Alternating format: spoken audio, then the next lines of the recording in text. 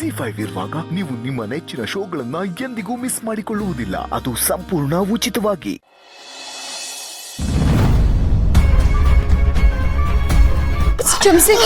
It's okay, ಪರವಾಗಿಲ್ಲ. ಅಮ್ಮ, ನೀವು ಸಮಾಧಾನ ಮಾಡ್ಕೊಳ್ಳಿ ಫಸ್ಟು.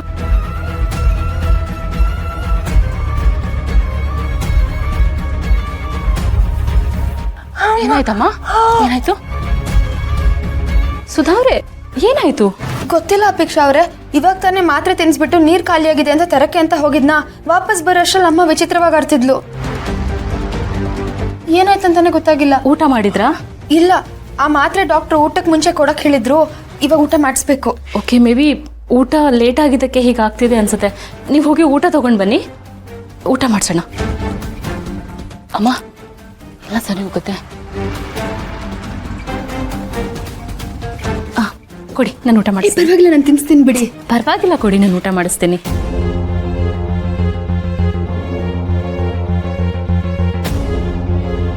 ಇವಾಗ ಊಟ ಮಾಡೋಣ. ಇಲ್ಲಿ ಆನಿ. Very good.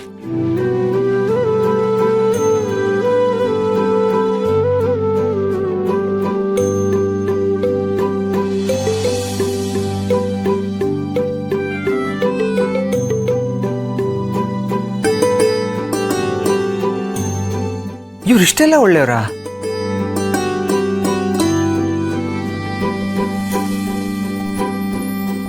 ಲಾಸ್ಟು ಇದೊಂದೇ. ಆನಿ ಆನಿ ಪ್ಲೀಸ್, ಲಾಸ್ಟ್.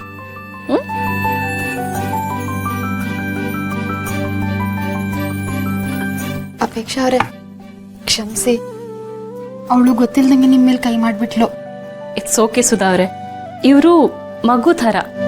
ಮಕ್ಕಳು ಹೀಗೆ ಮಾಡಿದ್ರೆ ನಾವು ಬೇಜಾರು ಮಾಡ್ಕೊಳ್ತೀವ, ಕೋಪ ಮಾಡ್ಕೊಳ್ತೀವ? ಇಲ್ಲ ಅಲ್ವಾ? ಇವರು ಹಾಗೇನೆ. ಏನೋ ಸ್ವಲ್ಪ ಜೋರಾಗಿ ಗೇಟ್ ಬಿತ್ತು, ಬಟ್ ದಾಟ್ಸ್ ಓಕೆ. ನನಗೇನು ಬೇಜಾರಿಲ್ಲ, ನೀವು ಬೇಜಾರು ಮಾಡ್ಕೋಬೇಡಿ. ಓಕೆ,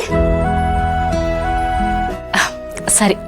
ನಾನು ಹೊರಗಡೆ ಎಲ್ಲೋ ಹೋಗಬೇಕಿತ್ತು, ಆಲ್ರೆಡಿ ಲೇಟ್ ಆಗಿಬಿಟ್ಟಿದೆ. ನಾನು ಹೋಗಿ ಬರ್ತೀನಿ. ಅಮ್ಮ, ಟೇಕ್ ಕೇರ್. ಓಕೆ, ಬಾಯ್.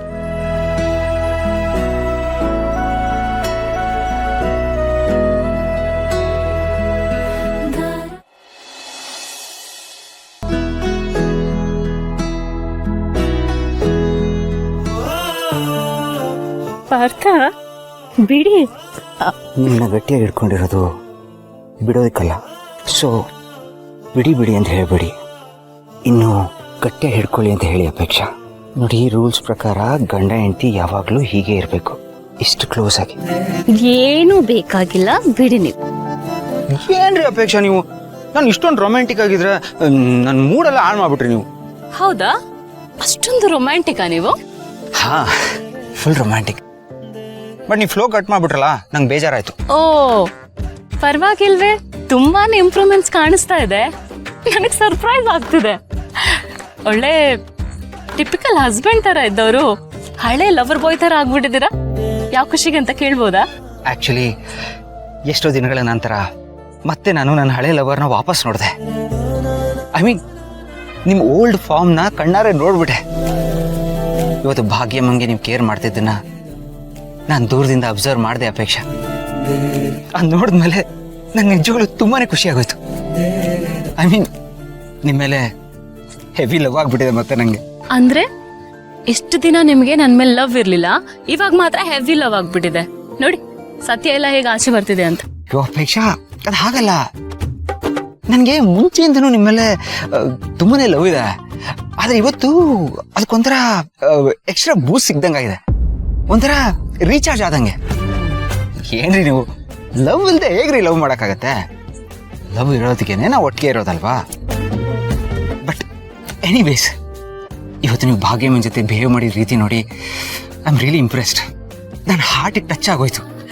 ಥ್ಯಾಂಕ್ ಗಾಡ್, ಇವತ್ತಾದ್ರೂ ನೀವು ನನಗೆ ಕಾಂಪ್ಲಿಮೆಂಟ್ ಮಾಡಿದ್ರಲ್ಲ. ಇಷ್ಟು ದಿನ ಬರೀ ಕಂಪ್ಲೇಂಟ್ಸೇ ಕೇಳ್ತಾ ಇದ್ದೆ. ಅದು ಹಾಗಲ್ಲ ಅಪೇಕ್ಷಾ. ನೋಡಿ, ನಾನು ನಿಮ್ಮನ್ನ ತುಂಬಾನೇ ಪ್ರೀತಿಸ್ತೀನಿ. ನಾನು ಪ್ರೀತಿಸೋರು ಯಾವಾಗಲೂ ಚೆನ್ನಾಗಿರ್ಬೇಕು, ಆ ಒಂದು ಕನ್ಸನಿಂದ ಹೇಳ್ತಾ ಇದ್ದೆ ಅಷ್ಟೇ, ಬೇರೆ ಏನೂ ಇಲ್ಲ. ಸರಿ, ಈಗ ಅದನ್ನೆಲ್ಲ ಬಿಟ್ಟಾಕಿ ನಿಜವಾದ ನೀವು ಏನು ಅನ್ನೋದನ್ನ ಇವತ್ತು ಮತ್ತೆ ತೋರಿಸ್ಬಿಟ್ರಿ. ಈ ಒಂದು ಗುಣನೇ ನನಗೆ ನಿಮ್ಮಲ್ಲಿ ತುಂಬ ಇಷ್ಟ ಆಗಿತ್ತು. ಅದಕ್ಕೆ ನಾನು ನಿಮ್ಮನ್ನ ಲವ್ ಮಾಡಿದ್ದು ಅಪೇಕ್ಷಾ.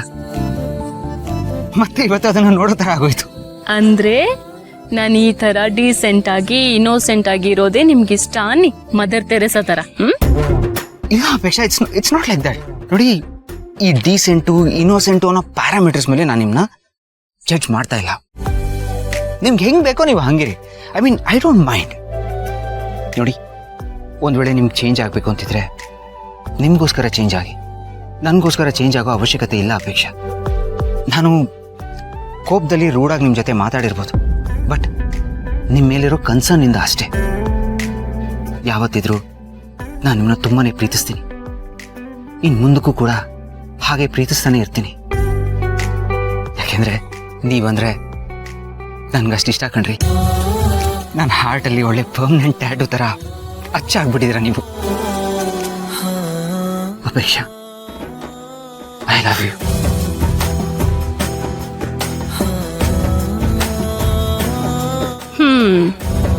ಕರ್ಮ. ಯಾಕ್ರಿ, ಏನಾಯ್ತು? ನನ್ನ ಎಳೆ ಮಗುನ ನಿಮ್ ಲವ್ವರ್ ಕಮ್ ಹೆಂಡ್ತಿ ಈ ತರ ಕಿಸ್ ಮಾಡ್ದಾರ? ಕಿಸ್ ಮಾಡೋಕ್ಕೂ ಬರಲ್ಲ ನಿಮ್ಗೆ. ಓ ಹಾಗಾ? ಸರಿ ಬಿಡಿ, ಹಾಗೆ ಮಾಡ್ತೀನಿ.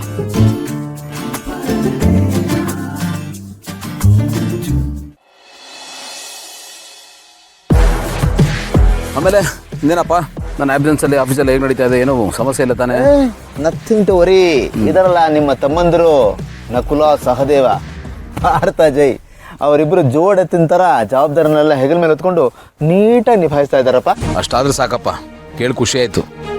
ಅದರಲ್ಲೂ ಜಯದೇವಿಗೆ ಇಷ್ಟೊಂದು ಜವಾಬ್ದಾರಿ ಬಂದಿರೋ ವಿಷಯ ಕೇಳಿ ಖುಷಿಗಿನ್ನ ಏನೋ ಒಂಥರ ನೆಮ್ಮದಿ. ಒಂದು ಟೈಮ್ನಲ್ಲಿ ಅವನು ಎಲ್ಲಿ ಕೈ ತಪ್ಪೋಗ್ಬಿಡ್ತಾನೋ, ಎಲ್ಲಿ ಏನಾಗ್ಬಿಡ್ತಾನೋ ಅಂತ ಸಿಕ್ಕಾಪಟ್ಟೆ ಟೆನ್ಷನ್ ಆಗ್ಬಿಟ್ಟಿತ್ತು. ಅವನು ಈ ಥರ ಚೇಂಜ್ ಆಗಿದ್ದಾನಲ್ಲ, ನಿಜವಾಗ್ಲೂ ಖುಷಿನೇ. ನಿಜ ಗೆಳೆಯ, ನಮ್ಮ ಕಣ್ಣು ಮುಂದೆ ಬೆಳೆದಿರೋ ಮಕ್ಕಳು ನಮ್ಮ ಮುಂದೆನೇ ಹಾಳಾಗ್ತಾ ಇದ್ದಾರೆ ಅಂದರೆ ಅದು ನಿಜವಾಗ್ಲೂ ನಮಗೆ ಸಂಕಟ ಆಗೋ ವಿಷಯ. ಅದು ಇಷ್ಟು ದೊಡ್ಡ ಸಾಮ್ರಾಜ್ಯ, ಇದು ನಿಭಾಯಿಸ್ಕೊಂಡು ಹೋಗ್ಬೇಕಾಗಿರೋರೇ ದಾರಿ ತಪ್ಪಿಟ್ರೆ ಟೆನ್ಷನ್ ಆಗೋದು ಸಹಜನೇ ಬಿಡು. ಅದರಲ್ಲೂ ಇವನ ಮೇಲೆ ನನಗೆ ಡೌಟ್ ಇದ್ದು ಬಿಡು. ನಿನ್ನ ತಮ್ಮ ಗಾನ್ ಕೇಸು, ಅವನ್ನ ರೆಡಿ ಮಾಡೋಕ್ಕಾಗಲ್ಲ, ಈ ಜನ್ಮದಲ್ಲಿ ಅವನ್ನ ರಿಪೇರಿ ಮಾಡೋಕ್ಕೆ ಸಾಧ್ಯನೇ ಇಲ್ಲ, ನಾಯಿ ಬಾಲ ಯಾವತ್ತಿದ್ರು ಡೊಂಕಿ ಅದನ್ನ ನೆಟ್ಟಿಗೆ ಮಾಡೋಕ್ಕಾಗಲ್ಲ ಅಂತ ಡಿಸೈಡ್ ಮಾಡಿಬಿಟ್ಟಿದ್ದೆ. ಸರಿನಪ್ಪ, ನಿನ್ನ ತಮ್ಮನ ಬಗ್ಗೆ ಹಿಂಗೆಲ್ಲ ಮಾತಾಡ್ತಾ ಇದ್ದೀನಿ ಅಂತ ಬೇಜಾರು ಮಾಡ್ಕೋಬೇಡ. ಇರೋ ವಿಷಯ ತಾನೇ ಹೇಳಿದ್ದು, ಮುಂಚೆ ಅವ್ನು ಹಂಗೆ ಅಲ್ವೇನೋ ಇದ್ದಿದ್ದು. ಏನು ಮಾಡ್ತೀಯಾ, ಬ್ಯಾಡ್ ಟೈಮ್ ಅಷ್ಟೇ. ನಿಜ ಗೆಳೆಯ, ಮೊದಲಿಗೆ ನನಗೂ ನಂಬಿಕೆ ಬಂದಿರಲಿಲ್ಲ. ಆಮೇಲೆ ದಿನಕ್ರಮೇಣ ನೋಡ್ತೀನಿ ಅವನ ಕೆಲಸ ನೋಡಿ ನನಗೆ ಆಶ್ಚರ್ಯ ಆಗ್ತಾ ಇದೆ. 10 ಜನ ಮಾಡೋ ಕೆಲಸನ ಒಬ್ಬನೇ ಮಾಡ್ತಾನಪ್ಪ. ಅದರಲ್ಲೂ ಮಲ್ಟಿ ಟಾಸ್ಕಿಂಗ್ ಅಲ್ಲಿ ಮಾಸ್ಟರ್ ಮೈಂಡ್ ಅವನು. ಕೆಲಸಕ್ಕೆ ಅಂತ ನಿಂತ್ರೆ ರಾಕ್ಷಸನ ತರ ಕೆಲಸ ಮಾಡ್ತಾನೆ. ಅವ್ನು ಮಾಡೋ ಕೆಲಸ ನೋಡಿ ಮೂಗಿನ ಮೇಲೆ ಬೆರಳಿಟ್ಕೋಬೇಕು, ಆ ಮಟ್ಟಿಗೆ ಕೆಲಸ ಮಾಡ್ತಾ ಇದ್ದಾನೆ ಕಣ. ಹೌದಾ? ZEE5 ಆಪ್ ಡೌನ್ಲೋಡ್ ಮಾಡಿ ಎಲ್ಲಾ ಸಂಚಿಕೆಗಳನ್ನು ಸಂಪೂರ್ಣ ಉಚಿತವಾಗಿ ನೋಡಿ.